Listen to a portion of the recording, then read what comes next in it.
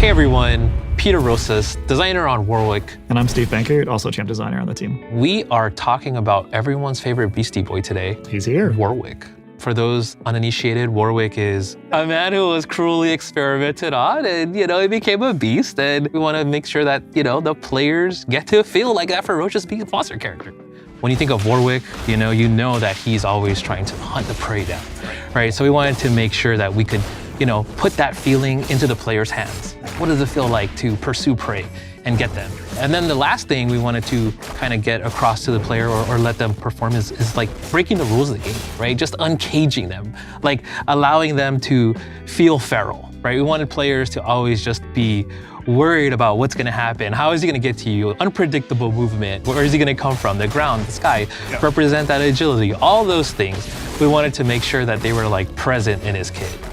So the first attack that we're gonna look at, it's called Claws of the Beast, which is stand S1. What's really cool about this move, besides it being an overhead, is that when it hits the opponent, they go into kind of like a medium knockdown, which you can then use to set up, follow-ups. If you hold S1, he could run for a pretty long time. During that run, he's projectile invulnerable. Right? When he comes out of the run, he's no longer projectile invulnerable, so you have to time it. His next attack is called Rage of the Beast. It has a similar startup to Claws of the Beast, but instead at the end, he ends with a lunging headbutt. If you use Wrath of the Beast, then that gives you advantage, right? Or it lets you blow through their attack. Right. And then you talked about sort of like Warwick, he's coming at you like really horizontal, but you also added this nice vertical element to his game on the Crouch S1. So with his Crouch S1 suite, he goes into Primal Leap. So that's this little flip here. And if you hold down in S1, he goes a lot further. And what's like really cool about this move is when it goes up, it does hit going up. Yeah. And then when you use Primal Leap, he has 3 different follow-ups. The first one being Pursuit, where he does a really quick diving bite. And what's really cool about that is that then that knocks up the opponent and it allows you to follow up. His next follow-up attack in the Primal Leap suite is Tear. And the reason that you want to use Tear is that it ground bounces the opponent and it hits in the front, but as you can see, it kind of like hovers in the air ever so slightly.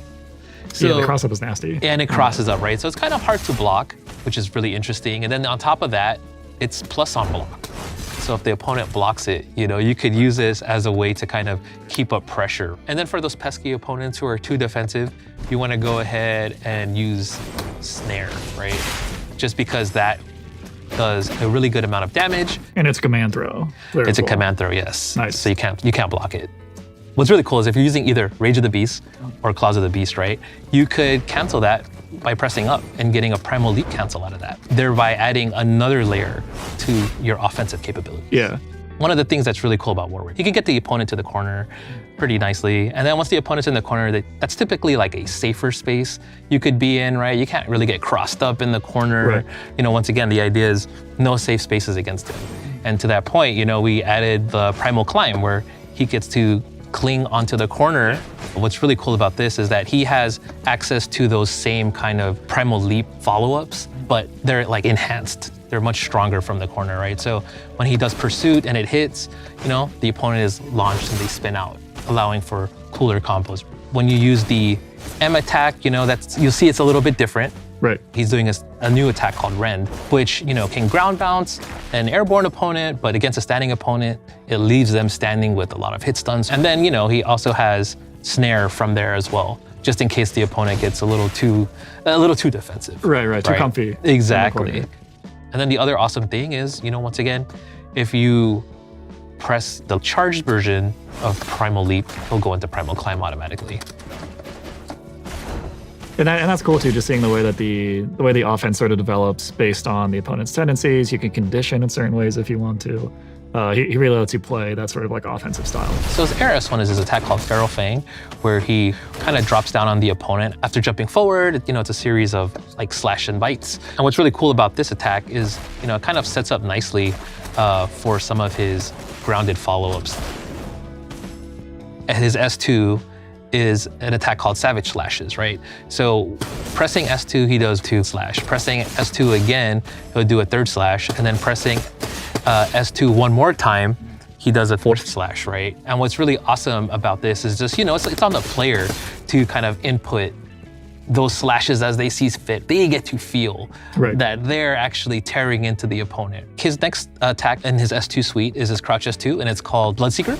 So this move is, it functions kind of like a really strong anti-air, right? This is the only kind of attack in the game that is pretty much anti-air invulnerable after the start of it, all the way through the attack. So, when you think of like anti-air attacks in our games, we have our launchers, but these are only invulnerable for a few frames, whereas Crouch S2 for Warwick is invulnerable like the whole time. Right. That's by design. That's part of Warwick's catch and release gameplay. You want to use S1 to pursue the opponent and use S2 to viciously maul them, but at the same time, once you do that, you knock them away. And then his aerial S2 is his spinning slicers. So what's really cool about that is that, much like his ground savage slashes, he has like this additional slash that you get to input as the player. So you don't have to do it if you don't want to, but as you can see, like when you do it, you do knock the opponent away. So there is a trade-off. His last attack on his S2 suite is his forward S2 called Feral Bite. And this is where he kind of like rears back and he picks the opponent and tosses them over his head, What's really cool about this move is that you can like cancel the recovery of the move. This move is essential because you can do it after his air S1, you could do it after his sweep, you can do it after any like real opportunity where you knock the opponent down. That's an opportunity to use Feral Bite. There's 3 areas of like Warwick's design that we were trying to like really hit. So S1 is all about the pursuit, right? It's all about the hunt. So S2, it's all about the players getting to feel that like power transfer, when you're like tearing up an opponent. And the last one was just uncaging the player, right? Like just allowing them to go fully feral. As Warwick, lands these S2 attacks, which, you can see here, he's building up the Bloodlust gauge. And then once it's full, you'll see him go into this Bloodlust state. When you go into Bloodlust, Warwick just becomes that much more enhanced. His dashes speed up. Yeah, it's like across the board, too. Right? Like speed, power, like he... Exactly, right? He gains 2 new specials. He's able to recover his gray health. Whenever he does his S2 attacks, you can see it slowly... It's a good chunk. Yeah, it's slowly recovering. As I mentioned, he has some new specials that get added, right? So he loses Rage of the Beast, but instead gains a new move called Wrath of the Beast, where he does this crazy quick forward translating slash. And what's really cool about that is that move is still projectile invulnerable, and it causes a wall bounce. It does crazy damage. And then if you're close enough, it crosses up at the last second. Yeah, that's the nastiest part. Yeah, and that's where it gets, that's where it gets really unpredictable, really scary. And then the other new attack that he gains is an upgraded version of Feral Bite. He gains a new attack called Feral Feast. Yeah. So check it out. That's on the forward S2. Yeah, it's on forward S2. Oh yeah, the extra mauling. Yeah, right. That's pretty sweet. And other thing that's really cool about that is that, when he connects that, when the opponent has recoverable life, he takes it all away. In addition to I the straight up damage. did not know about that. You're like, wait, who okayed that? You don't lose the corner carry. So, that's huge. The other really cool thing, and this is kind of like what really is at the heart of Bloodlust. You could cancel certain specials into certain specials. Yeah, it's good. What that means is that you could cancel his Bloodseeker into a Feral Fang. Yeah. You could cancel his Mid Slashes into a Wrath of the Beast. Another thing that he gains, an aerial version of Primal Leap that he doesn't have normally. So when you're attacking the opponent and they're blocking, you can use this as a way to kind of break their defense. You're right. So we just wanted to make sure that, players just had options and they were able to kind of utilize the combos the way they wanted. As you're doing these cancels, you're like spending, like the gauge depletes like fairly slowly on its own. But if you want to access the power, you got to spend some of it looks like. That was our way to ensure that this didn't become like grossly imbalanced. The way that we kind of did that was ensuring, his new moves, they do take up some of that Bloodlust gauge. There is a cost to using them because they're so strong. It's also, whenever you cancel, there is also a cost associated with that. He's giving up, some of his Bloodlust gauge to break the rules of the game.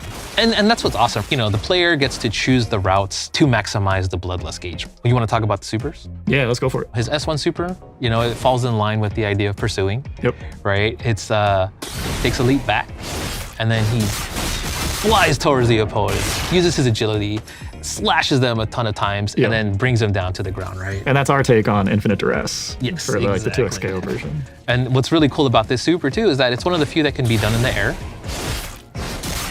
It also tracks. Oh yeah, I can jump and show that off, Yeah, too. so it's gonna like follow. It's gonna predict where Jinx will be, and it'll like land it and like hit her. You know, if you use it in double down, it's just like really easy for kind of Warwick to kind of capitalize because he could kind of reach from anywhere. So it makes him a pretty strong partner in that regard. That's cool. Oh yeah, so it's S2 super, no escape. What's really cool about that is, you know, he does a bunch of slashes, kind of in line with that feeling of, you know, the S2 / the savage slashes, right? It's like the ultimate form of the S2s. Exactly. But what's really cool about that too is that, you know, it fills up the bloodlust gauge. So using this at the end of a combo, right? Like it gives you about like 40%. So then if you were doing it after the savage slashes, you know, that's just a really quick way for you to get like 65% of the bloodlust gauge. And then his ultimate attack, one of the coolest in the game. So sick. Yeah, it's really cool. I mean, come on. So his ultimate attack called like, you know, Blood Hunt. Shout outs to everyone that made this possible. But like, look at this. Let's take a second to appreciate this, right? Following the trail. Yeah, so you get the whole fantasy of like going through the streets of Zaun. Yeah, and what's like also super cool about this attack is that, you know, it can like pick up off the ground. Another really cool thing about it is that if you aren't in Bloodlust, it will instantly put you into it. It's like a conversion. So right. I'm gonna turn all this meter and I'm going right into Bloodlust and dealing a ton of damage. Right, and it's expensive, mind you. It's like not you know, you instantly get it. 3 bars to get there, you're cashing out. For those of you who were wondering, like, well, hey man, like if I'm already in Bloodlust, like what's the benefit? Like, why would I even do it beside the damage? Well, you know, our homage to League, right, is that we let Warwick heal. Like he's like the only character that can do that. When you hit the ultimate, you can see that he actually gains back life. Yeah, it's a big chunk. Yeah, it's a big chunk. He becomes like this force that's just kind of unKOable, you know, unstoppable. So he has 2 assists. His first one is an assist version of Rage of the Beast. That's his forward and assist. What I think so good about that is that it's like really cool at like knocking the opponent away and just being annoying, right? If you team up Warwick with somebody like Teemo, or you team him up with like Jinx, right? Like that gives me all the space to just start. Exactly, right? Like if I'm like flying around with Teemo, just kind of being annoying, boom, I knock you away, and then I just start throwing more rocks, right? Like shooting more pebbles at you, right? I'm seeing this scenario in my nightmares. Like, oh no, don't give him ideas. Don't give him ideas, you know? That to me is what's awesome about like using that assist, right? You can plug him in as also like a damage extender. Yeah, you could pick up off of it. It's like the timing is tight, but you could do it. And that allows you to kind of like, you know, let Warwick come in, he could get some blood gauge, you know, that kind of thing. What's also awesome when Warwick is used as an assist is that when he's off of the screen, he doesn't lose bloodlust gauge. Okay, so you don't have to worry about like always keeping him on point. Exactly. So, cool. You know, if you like, you know, get a little bit of the bloodlust gauge and then tag him back out, it'll stay at that same amount. And then his back assist, he does an assist version of Bloodseeker. Okay. You could use Warwick to pick him back up to extend the combo, you know? And then also, once again, it's also good at creating space, kind of knocking the opponent away. But yeah, so you have like the one assist that really covers that horizontal space, and then the other one kind of like can command the skies. If you're able to knock him out, right, and he's down and out, what does a super assist look like? So his super assist is basically no escape. Yep. And in my opinion, this might be like one of the. It's really good. This might be one of the strongest super assists. You know, no bias. Yeah. So yeah, we've talked a ton about just like his different strengths, sort of like philosophy, how he got there. But what about if you're playing against Warwick and you're like, man, what do I do against this guy? What are like some weaknesses you should keep on the brain? The thing about Warwick is that he is a bigger champ. It's like he can get hit by buttons that are kind of thrown out because he has like some bigger hurt boxes with his attacks as well. Like he could get punished if your spacing is incorrect. We wanted to make sure that there was counterplay to all of his attacks, right? So if your opponent is like highly aware of Warwick's kit, then you have to kind of surprise them. We wanted to make sure that while Warwick did feel scary, like he doesn't feel there's no counterplay to him. You know, for all of Warwick's strengths and everything, he does need to get up close for him to like really strike fear into the opponent. So on a team then, it sounds like you really want to pair someone up with Warwick who's going to cover these weaknesses for him. Who do you feel like is like a strong fit for that on the roster right now?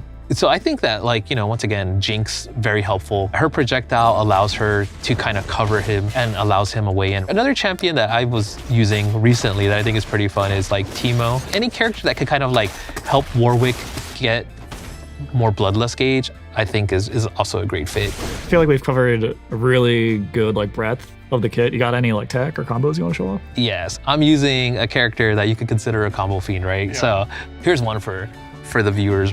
Okay.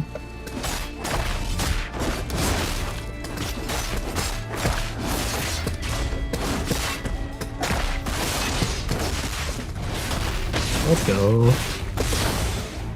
Let's go first try. actual first take.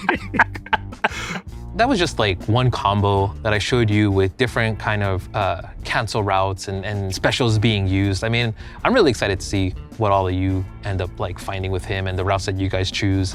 And it's so awesome to be able to work on Warwick and just like be able to kind of represent that viciousness and virality and all of that, and now give that to the players and see what they end up finding. You never really know how it's going to turn out until players get their hands on it, but we're all really excited about Warwick, and yeah, we can't wait for y'all to try him.